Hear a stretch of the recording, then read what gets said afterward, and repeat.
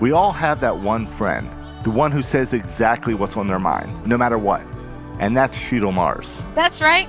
Every week, my friends and I dive into whatever's on my mind: sports, politics, pop culture, even my own struggles, you name it. If I'm thinking about it, we're talking about it. Unfiltered, unapologetic, and just a little dangerous. Welcome. You are listening to Shital Weapon. I'm Shital, your host, and I am just your average old lady processing her thoughts using this medium because I don't like writing because it gives my hand a cramp. So you're here for listening, hearing my thoughts on various topics that have to do with my life, other people's life, the world in general. And today, I think we're going to do the world in general. I spent the last couple of episodes talking about myself, which is fun. I love thinking about myself. But I know at the end of last episode, I said, we're going to do something topical. We're living in a national hellscape, and we probably should address it.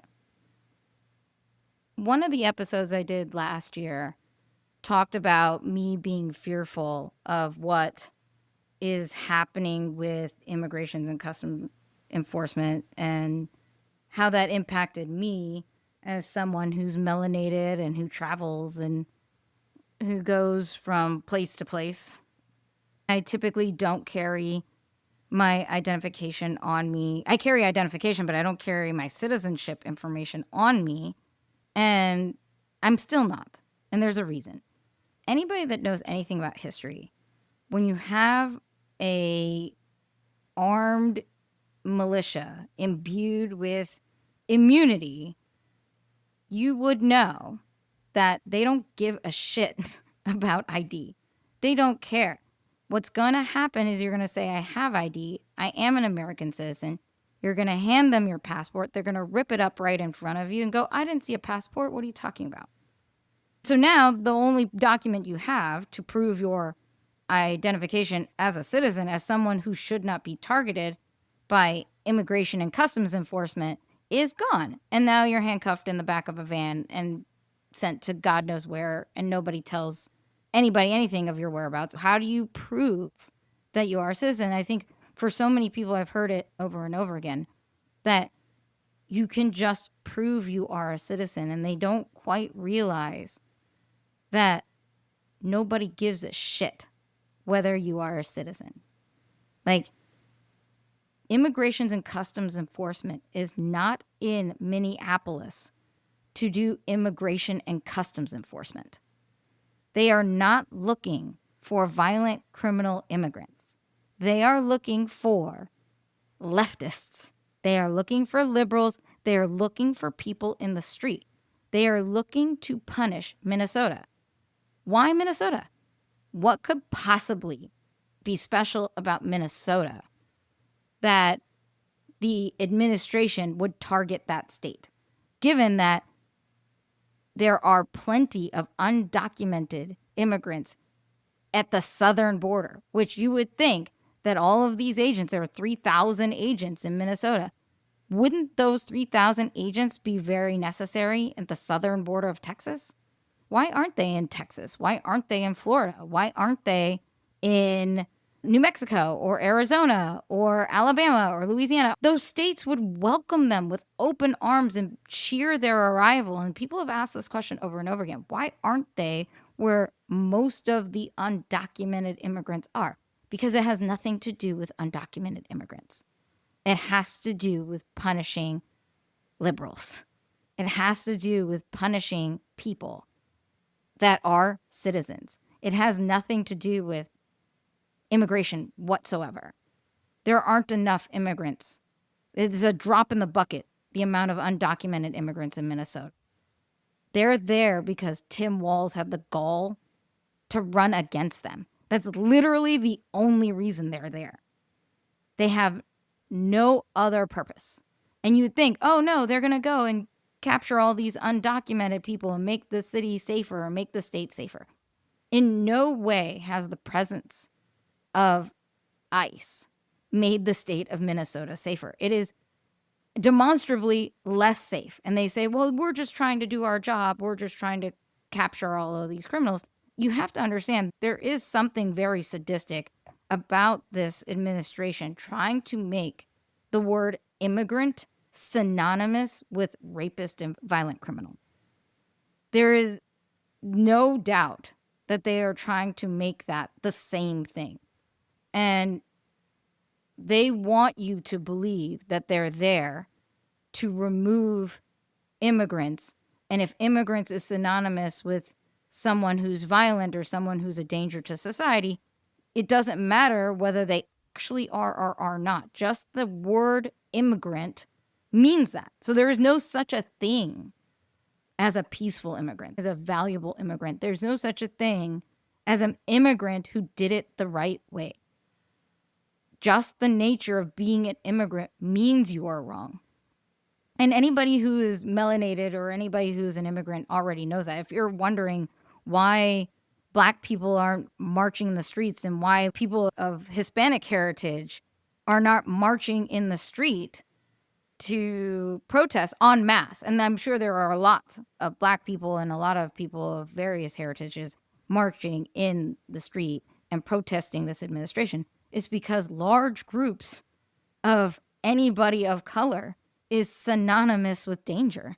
There is no such a thing as a peaceful protest done by a person of color. None. Think of how large of a group that would have to be. Is it 1? Is it 2? Is it 3? If you saw 3 Black people walking down the street and protesting, would you immediately assume they're violent? That's what the administration is trying to do. If you think, oh my God, 2 white people have been killed in the last few weeks, that's crazy.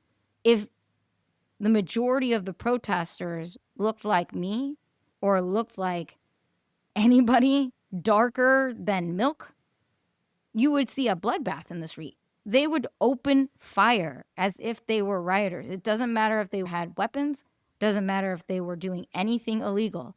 They would shoot to kill on sight. There would be many more dead bodies if these protests were done by anybody of color, and it's absolutely disgusting. That's the reality, and anybody of color knows that that would be the reality. I don't know whether to be upset or sad that we're only upset or sad because these are white bodies that are being murdered. And rest assured, it is murder. There is no other legal justification. There is nowhere in any law of America that says that trespassing or being in the wrong place at the wrong time or carrying a firearm on your person in the largest gun-owning country in the world is illegal and punishable by death. Like, even mass shooters, we try to apprehend alive. Even people who are actively killing people, we try to apprehend alive and send them to jail to face trial by a jury of their peers. So I don't understand anyone who goes, well, comply and you won't die. That sounds like a rapist to me. That is the rhetoric of someone who commits sexual assault on the regular. If you just comply, I won't murder you. Nowhere in America should that be a thing. And if that bothers you, if you're thinking, oh, well, I'm not a rapist and I'm not a racist and I'm not a Nazi and I'm not a fascist, but I want to get rid of the illegal immigrants, I would question what your definition of those words are. I think for a lot of people on the right, they've adopted this mantra that these words only have one of the most extreme definitions and that it can't possibly apply to them. If you call someone a rapist, they only think of themselves as someone who violently assaulted a person. I know a lot of people who don't even think that it's possible to rape a male. But rape is unwanted sexual conduct, unwanted penetration. It doesn't have to always leave bruises. It doesn't always have to leave scars. And I think a lot of people think, oh, well, if it's not violent to the point where even a man would go, that might have gone too far, then it wasn't rape. It was just like a disagreement on whether they wanted to have sex or not. And that's different than rape. Same thing with racist, same thing with Nazi. I think people, when they hear the word racist, especially people on the right going, I'm not a racist. Stop calling Republicans racist. Racist is just prejudice with power. And I think for a lot of people, they think racist just means a hood-wearing Klans member. Like if you haven't lynched a black person recently, you can't be racist. But if you believe that every immigrant is a rapist and violent criminal, you might be racist. And what is racist? Racist is just believing that the power structures that keep people down, that are written based on prejudice, should stay. There is a lot of racism in this country. It isn't gone. The election of a black president didn't make it disappear, because the power structures that exist in America are there to disenfranchise large groups of people. That's just reality. If someone's saying you're acting like a Nazi, or this is looking very Nazi-esque, very fascist-esque, I think we need to recognize that it probably is. You don't have to be actively murdering Jews to be called a Nazi. If you're just in favor of all of the tactics that Nazism espoused. If you like all the things the Nazis did and you just stop short of gas chambers, you might still be a Nazi. I think I heard a lot of people, especially people of color, people who represent minority groups in this country, go, hey, we're pointing only to the one genocide that we get taught about in school. Can you name another? Most people cannot name another. I would argue that what America did to Native Americans was absolutely a genocide. You can name Rwanda, you can name Cambodia, you can name a whole bunch of other places, but we don't talk about the ones where it's not white people. You have to understand that what they're talking about is maybe this isn't just like Nazi Germany. Maybe this is just like 1800 America. Maybe this is just like the militias we sent out to catch slaves. Maybe this is just like the militias that were sent out to murder natives. We can look to our own history of what this is replicating. We don't necessarily always have to look abroad. And I kind of agree with that. We don't always have to measure this by that definition. We can measure this by another definition. And there is no world in which what ICE is doing is right. There's no fathomable, reasonable civil society can possibly look at what ICE is doing and what this administration is doing and say, yep, that's what we need. That's the right thing. That's making America safer. This is making our country better. I worry so much about how many people are twisting themselves. And you hear all the time, like, how did all these atrocities in human history take place? How did so many people not know that this was wrong? And the answer is they don't know that this is wrong. They're not innocent bystanders. All the people that are looking at this and defending it, that's gross. But turning the other way and saying, I guess it doesn't have to do with me. It's not something I need to be involved in. I need to protect myself. Maybe you're a Nazi. Maybe you're a Nazi sympathizer. Maybe you're a racist. Maybe the shoe fits. I've been talking to friends and other people, and there are people who very much disagree with me and say, hey, we need laws and everything else. And I would say, what is the penalty for trespassing? Last I checked, it wasn't concentration camps and murder. It wasn't extrajudicial killings. I was pretty sure none of those are consequences of trespassing. And even squatters have rights. If I walked into an abandoned house and it was owned by somebody and they knew I was there and never collected rent and let me be there for a period of time, almost all states have a squatter's rights thing, that you can't evict them after a certain amount of time. Like, you kind of grandfathered them into the treatment. If you didn't charge them rent, try to evict them, tell them they're on property that doesn't belong to them, and you didn't try to remove them at any point, they kind of have the right to stay now. And that house now becomes theirs. Being an undocumented immigrant is not synonymous with violent criminal. Being an undocumented immigrant just meant you came without papers. And are there consequences for that? Yeah. It means they can't vote. It means they can't access public services. It means a really hard life. It means being afraid for your life all the time. There is a great deal of suffering that community goes through. It means you don't have access to opportunities. You don't have access to advancement.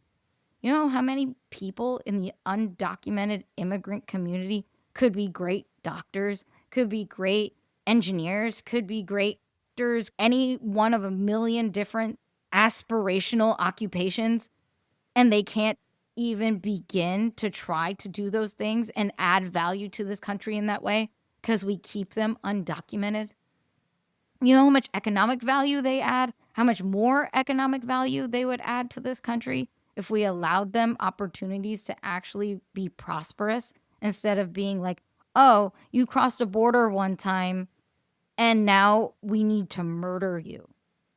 That's not, the crime is not equal to that punishment. We don't even murder rapists.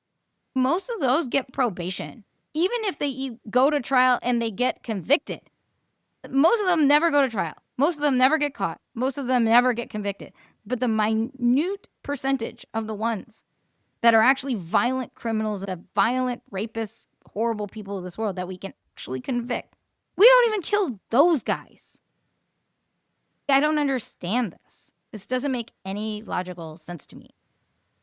The only place I can get to with this is that we always look at the hypocrisy of people who justify this and say, don't you see this? Don't you understand this isn't Jesus's teaching? Don't you understand this isn't any religious teaching? Don't you understand this is fundamentally anti-American? Don't you understand this is fundamentally anti-Constitution?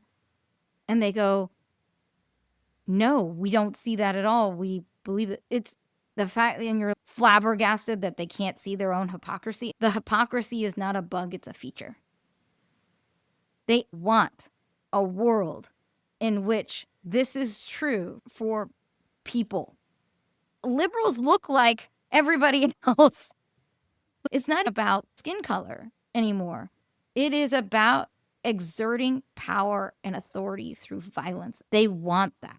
Whatever God they're praying to somehow has granted them immunity. And they say, and he has told them, go enact my vengeance, because that's the God, that's Christ, that's not Christian, that's not nationalism. They don't, what they're looking at is not America. They don't believe in the Constitution. They don't believe in the founding fathers. And when I think about it, it keeps coming up in my mind. What does make America great again? I think so many people thought it was like the 1950s, which had its own prejudice issues. Like, oh, that's great. That's the greatest economic expansion for the middle class ever. That's what we're trying to get back to. When everybody had a white picket fence, a station wagon, a dog, 2 kids, and these cute little families. First of all, none of that shit existed. That's all Leave It to Beaver bullshit that you saw on TV. If you talk to anybody who lived during that time, it wasn't all kumbaya and ice cream sandwiches. What you're thinking is a great time in America is made up in your head. There was war, beating up of black people. There was all sorts of closetedness. There was all sorts of bigotry. It wasn't only good. But I digress. The point is, we're not trying to go to the 1950s. We're trying to go to the 1850s and maybe even the 1750s. This is a group of people that does not believe in the United States of America. They want to sell it to the highest bidder. They have been actively trying to destroy the Union for decades. They don't believe in unions. If you thought that only extended to the teachers' union or the auto workers' union, no, it's all unions. Unions are a threat to power. They think if we destroy unity, we can do whatever we want. Yes, you can exploit a lot of people and resources when there's no unity. So yes, they are trying to actively take America off the board and destroy it from the inside out. And yes, there are probably geopolitical factors at play here. There are probably outside influences trying to make this happen. And it's pretty gross. It's actually really gross. And ICE is just an example of that. ICE is just a goon squad, and we understand that. Like, I always wonder when you watch these superhero movies and you go, how does Lex Luthor find these guys who want to keep getting shot? Any video game you've played, like Tomb Raider or Uncharted, there's just all these mercenaries willing to die. And you go, okay, these people just love shooting people. And you go, how is that possible in real life? And it is. We have it. It's here. We're doing it. And the only way to stop it is for everyone to recognize that it's going to take loss of life. Like, we are going to be harmed. We are actively going to be harmed in order to stop it. We have to find ways of communicating that aren't public. We have to find ways of figuring out how to be a community outside of the watchful eye of the government. Because this government is trying to kill us. It's 100% trying to kill us. There's no doubt about it in my mind.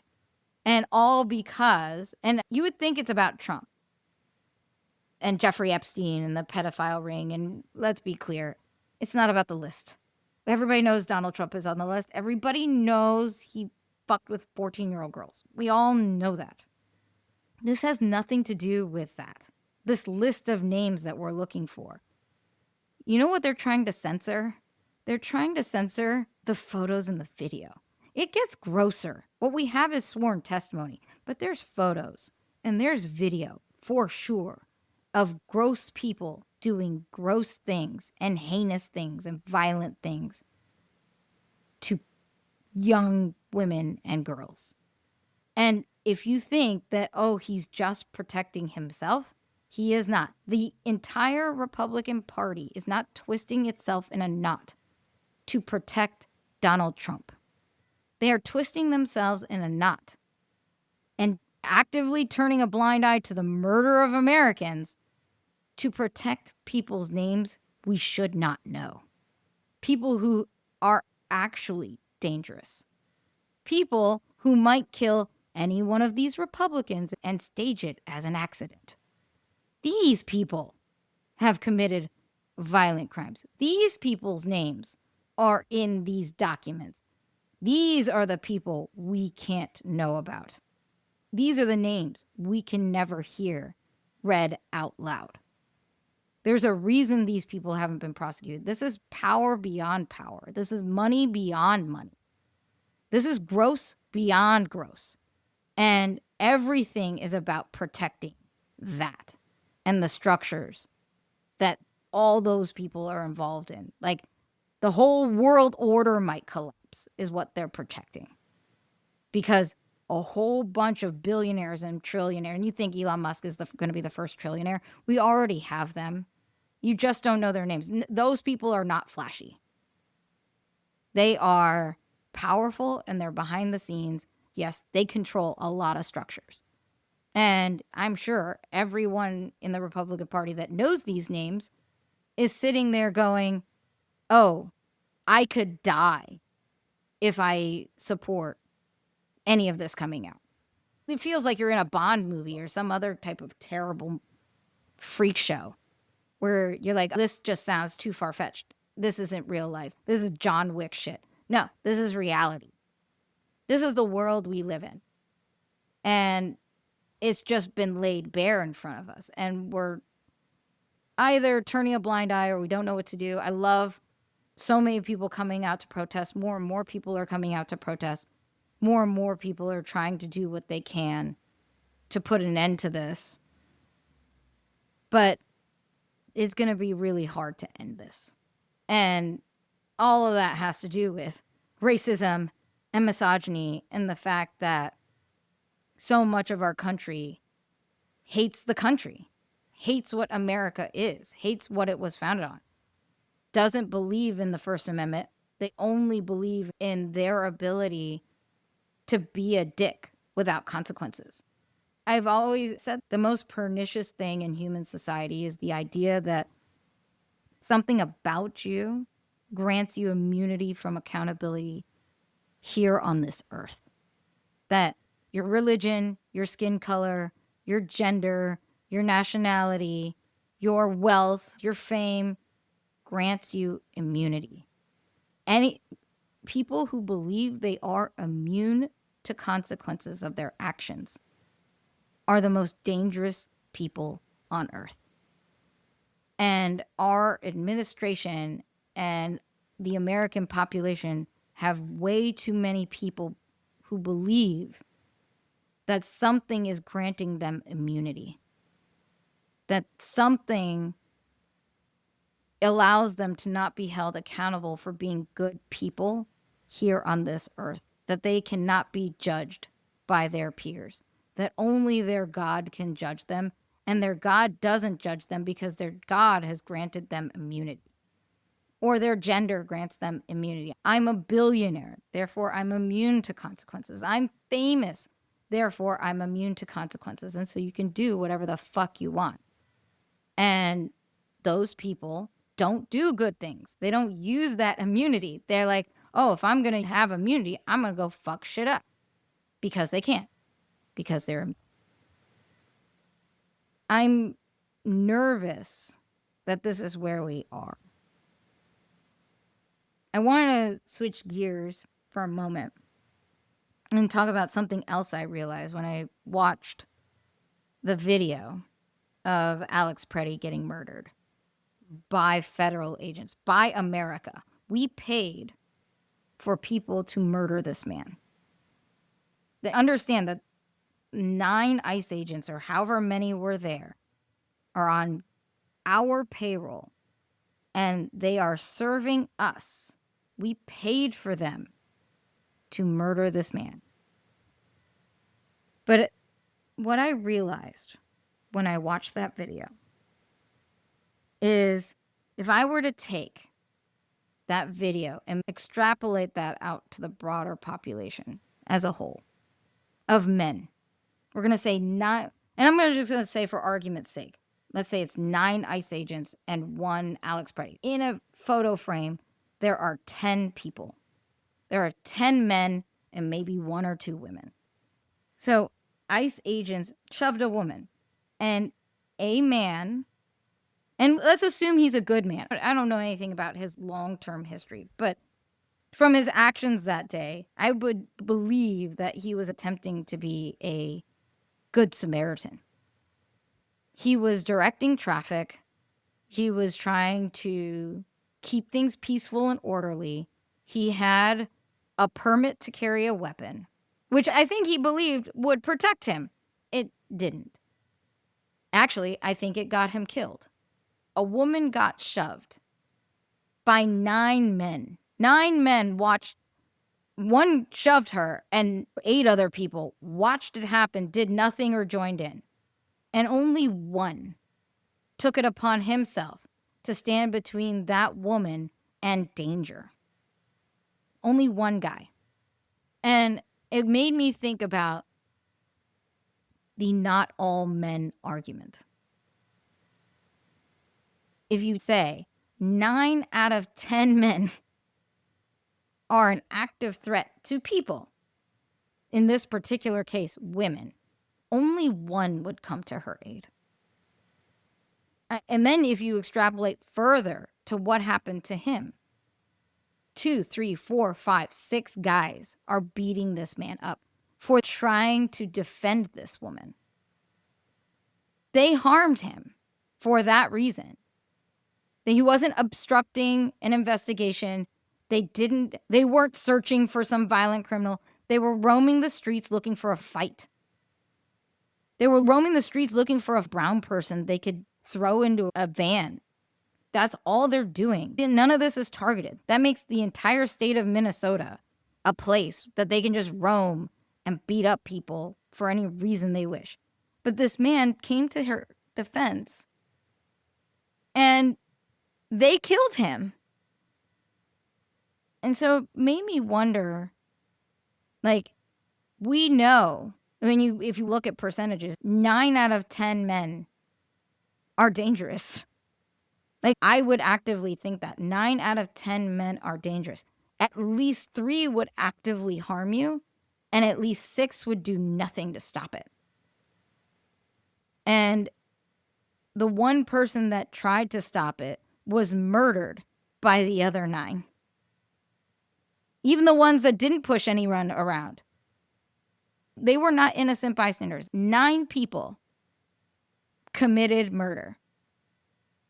At least 2 shot him, but 9 people murdered that man. And I was thinking about how so many people are like, oh, I don't want their young sons to be gay, and they don't want their children to be subjected to bullying. It's because we all know that at least 30% of the male population is actively dangerous. They are predators. And I always thought it was about religion, like why a person couldn't espouse any feminine traits, why men can't get their nails painted or actually take an active, loving interest in their wife. And the reason is we are conditioning men, especially from birth. We tell them, hey, you can't cry. You can't show weakness, because we know, even amongst men, they know that 30% are predators. They're afraid of the same men we are. Wearing the masks and taking up the mantle and all of this bravado. It's because they're afraid of the same men we are. As mothers, we tell our sons to toughen up. You can't show anything that's feminine about you. Feminine is akin to weakness. It's not even about gay. You can fuck as many guys as you want to, so long as outwardly presenting you're not effeminate. If anything about you is feminine, it presents as weakness, and 30% of males are predators. And they will murder you. They want to murder you. And so we tell our boys to put on a mask. You got to act like them. You got to be like them. You can't show any version of yourself that would allow them an opening to believe that they can murder you. And so we tell them don't be gay for their own protection. Because everyone knows how dangerous this group of men are. And because it's ICE agents, it's not even, 30%, and then there's 60% who are bystanders. No, that's even worse. ICE agents are made up of that 30% that are predators. They are actively dangerous to society. That's why they've chosen this profession. That's why they got hired to do what they're doing. It is a license to kill. It is a license to hurt. How many of them are actively raping women? How many of them are hurting children? How many of them are stealing, are murdering, are doing whatever they can? Like, they don't wear masks. They don't have ID on them. We have no idea who they are. They have been granted full immunity. They can do whatever they want. They are a mafia. They are their own cartel. And I found that when I thought about that, I found that very interesting. Someone asked me, do you believe that people are good or bad, inherently good or bad? And I don't believe there are people that are just good or just bad. I believe at any moment you can do a good thing, at any moment you can do a bad thing. I know from experience that most people will not put themselves in harm's way to help somebody else. And so what defines good? Are we just neutral? Are we just bystanders? And I would think that Alex Preddy wasn't one. I like to think I'm not one either. If I saw something, and I am that kind of person. I know I'm that kind of person. When I see something, or if I'm put in a position where I might be in danger, but I have to help somebody, I'm going to help somebody. And that just is who I am and how I want to raise my son to be. That if you think about not all men, well, it's definitely all those men. And we just lost one of those good, not all men. There's one less in this world now. Because The good guys that we think, the not all men guys, the guys you want to marry, the guys you want to find and think that are going to be your protector, provider, or whatever. They're 1 in 10. At best, there's 6 in 10 that won't hit you, that won't rape you, but don't give a shit about you. If you were hurt, they would do nothing. That's just the truth of it. And that's who most of us marry. And then there's the ones that are actively violent and actively harmful. And because everybody's afraid of those guys, we have to keep living this way. The patriarchy isn't just killing women. It's not just killing children. It's killing men. It's hurting men. Men are harmed by the patriarchy. If you think this is good for you as a man, this is not good for you as a man. This is not masculinity. This is not about alpha male and you want to be in charge and this is what masculinity looks like. This is killing you. And this is the reason you can't get a date. This is the reason your genes won't move on to the next generation. You have to actively disavow this. You have to actively say, this isn't a thing. Whatever is going on, however you view it, you have to say, none of this is just clear-cut murder. And I don't need to be part of a manhood that means I get to commit murder. That's not beneficial to you. That doesn't bring you happiness. That doesn't bring you joy. That's not going to make your life better. That's not going to bring you money or fame or wealth or whatever it is that you're looking for. This is not good for society. It was just clear as day to me that this is why we are talking about boys the way we are. This is why women are so fed up. This is why divorces are so high and women initiate so many divorces. It's because you can see it in just that interaction. A good man with a gun couldn't keep himself safe. Good men with guns get murdered. Like it's not, anything, if you want to combat a bad man with a gun, you need a good man with a gun. When good men with guns get murdered, that's what we're seeing. Speaking of gun, there is no world in which the people who have made gun ownership their entire personality. There are military officers and hunters who understand firearms. I'm not talking about those people. I'm not talking about the highly trained individuals who understand the mechanics of firearm operation and their use. I'm talking about people who are actively getting guns and said, oh, well, there's a tyrannical government. That's why we have the Second Amendment. And everybody's like, where are they now? We have a tyrannical government now. And where are those good guys with guns protecting us protesters and our freedom of speech in the American way? That's not why they own guns. It was never about tyranny. This is not about tyranny of the government. This is not that.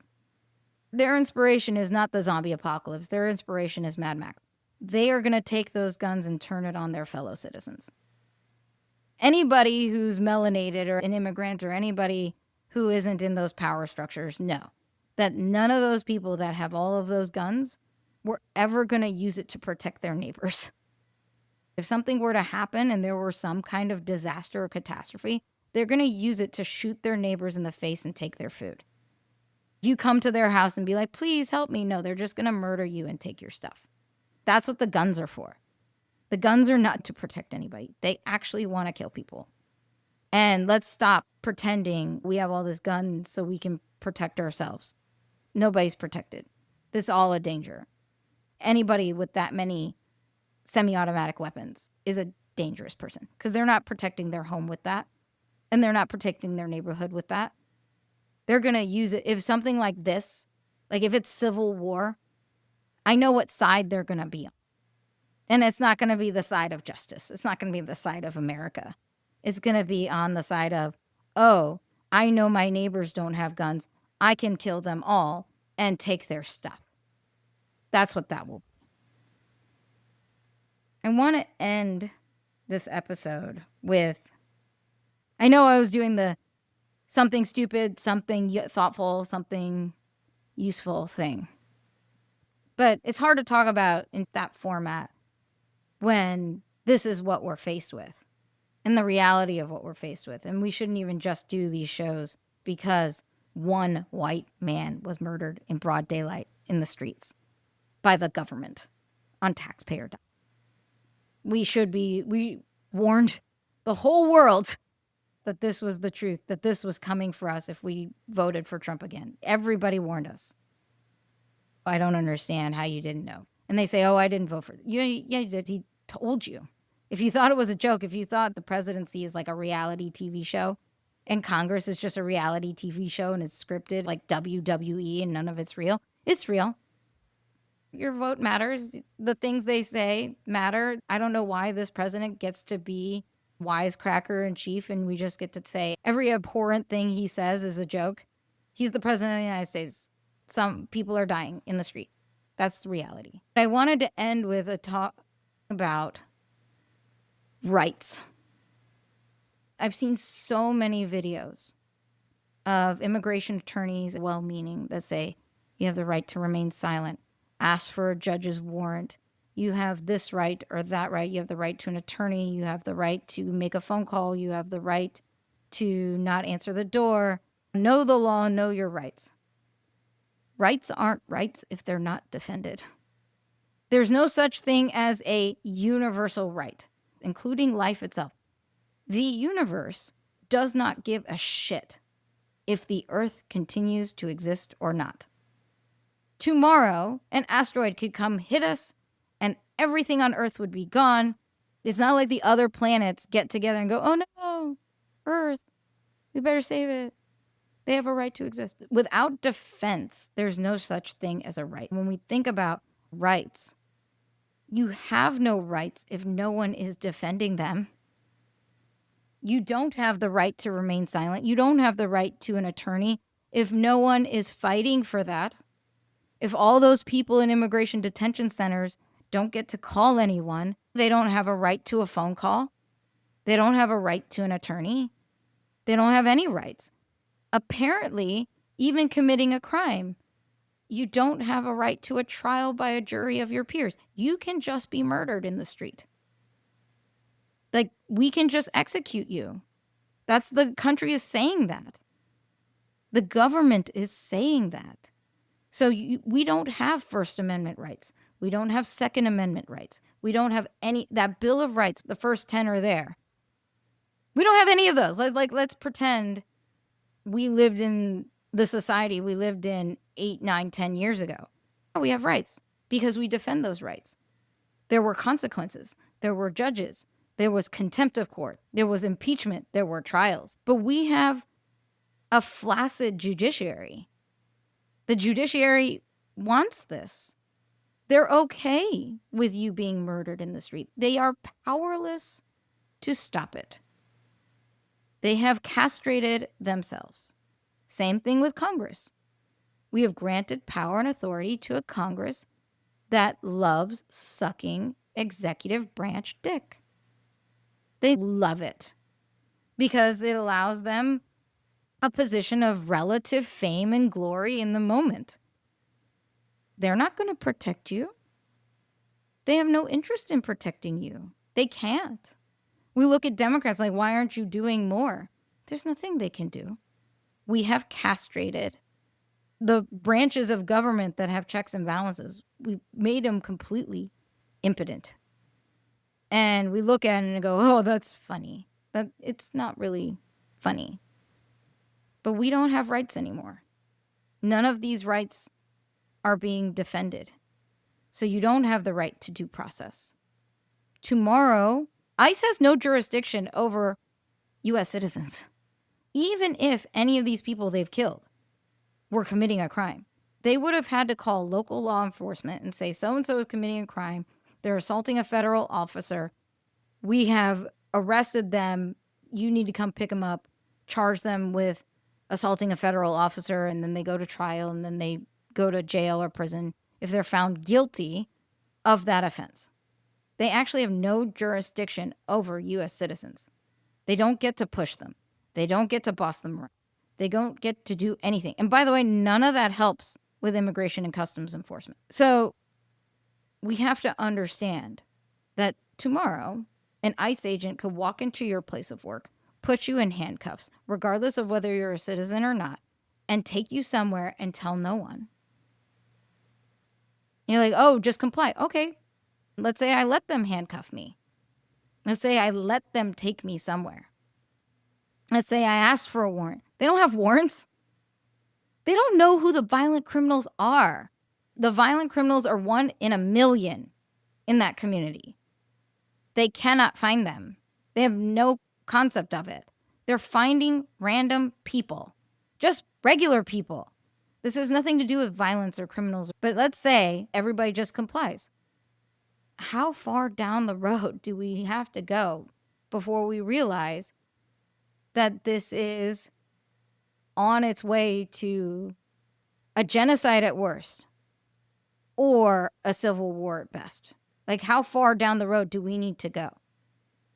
Why are we being so patient? Why are we looking at this going, it's so awesome? It's not awesome. None of this is good. And we don't have rights. And they're gone now. Because if there's nobody to defend them, there's no such a thing. I want everybody to take that away from today. Take that away from what you're witnessing. If Alex Preddy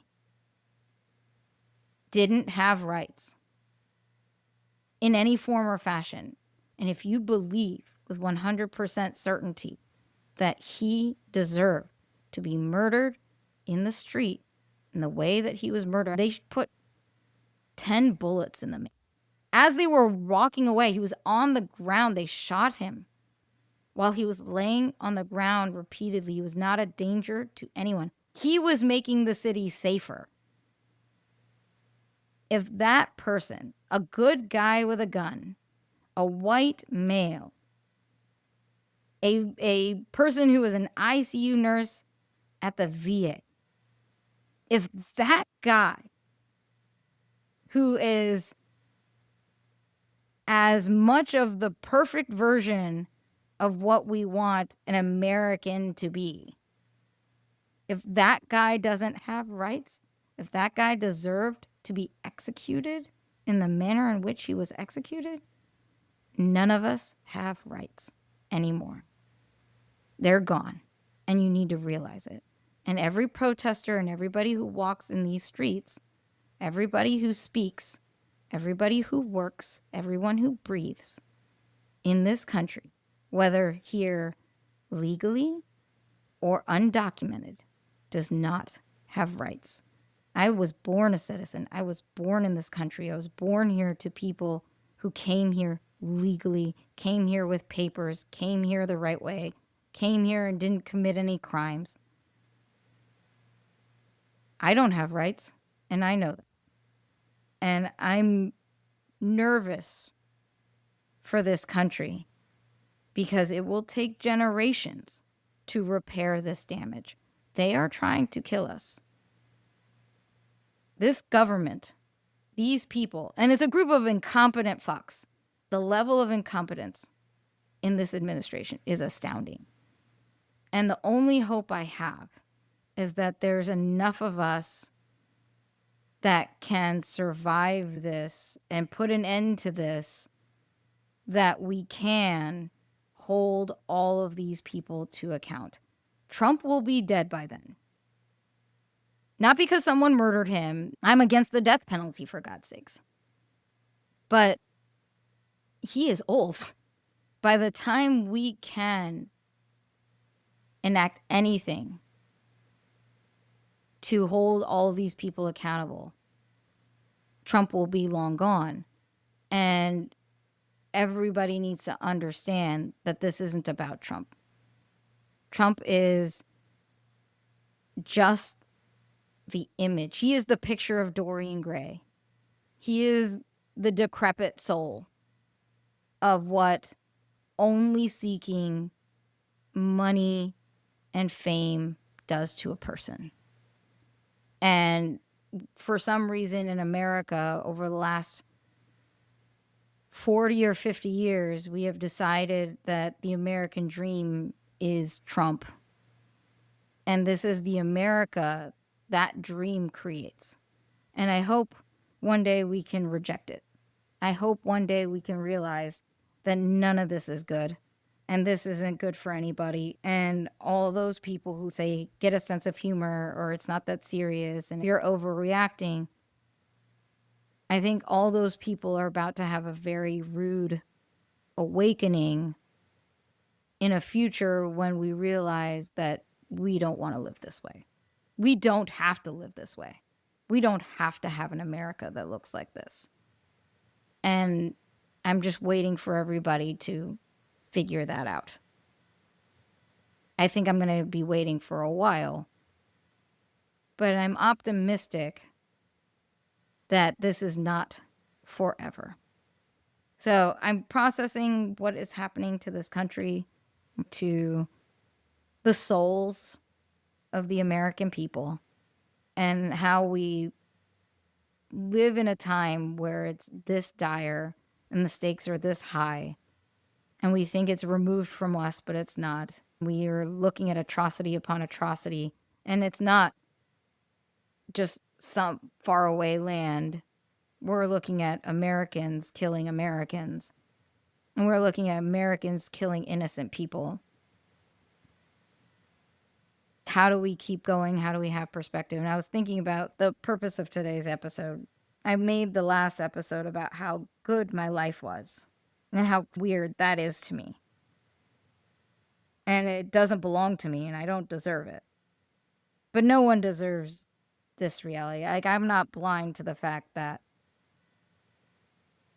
there's good in this world, but this is fucking bad. And this is fucking evil. This is not God. This is not Jesus. This is not Allah. This is not anything that is good or holy in this world.